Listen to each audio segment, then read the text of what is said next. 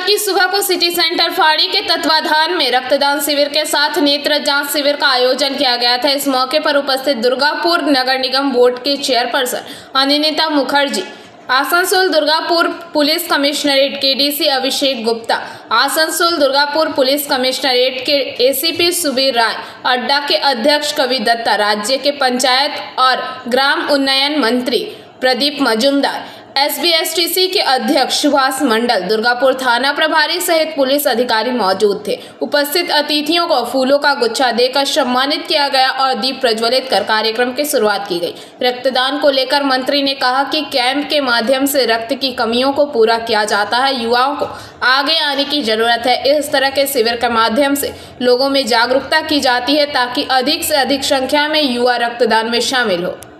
50 general दाताओं में रक्तदान किया है। रक्त संग्रह दुर्गापुर विधाननगर हॉस्पिटल की ओर से की गई है। इसके साथ नेत्र जांच भी किया गया है, जिसमें 200 से अधिक लोगों ने अपना आंख जांच करवाया और संस्था की ओर से चश्मा भी दी गई।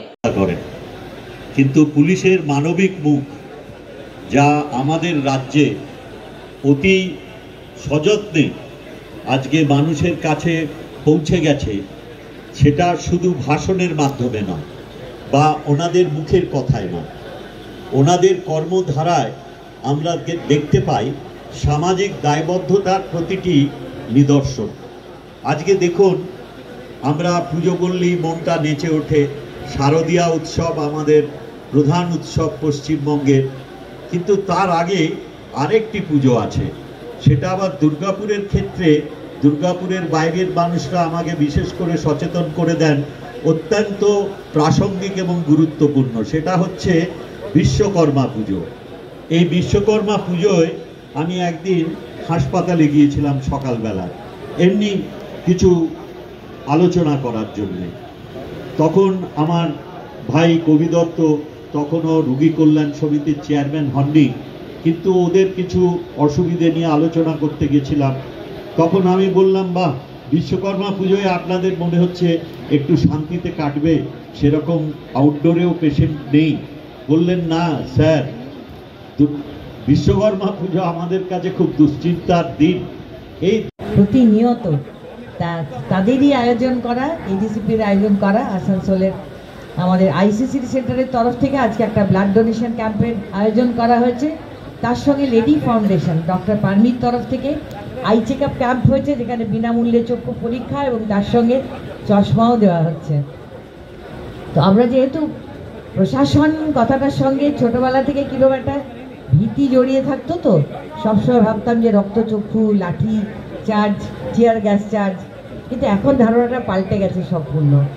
প্রশাসন পরিবারের তরফ থেকে সারা পশ্চিম বর্ধমান ব্যাপী অনুষ্ঠান চলছে এই ধরনের। এবং একটু আগে আমার ডক্টর করবী আমার পাশে ছিলেন, আমার বোন, তিনি আপনাদেরকে বলেছেন যে রক্তদানের কি উপকারিতা। সবাইকার যে ভীতি সেটা আমার মনে হয় না যে এখন আর আছে।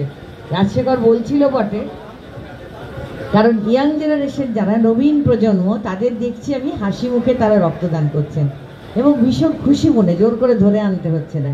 তাহলে এটাতেই তো বোঝা যাচ্ছে যে রক্তদান সম্পর্কে ভীতি আর নেই।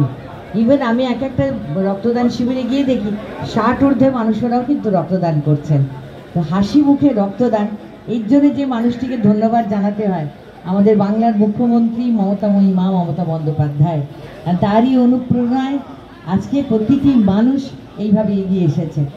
दुर्गापुर से निमाई दास की रिपोर्ट, पीवीटीवी न्यूज।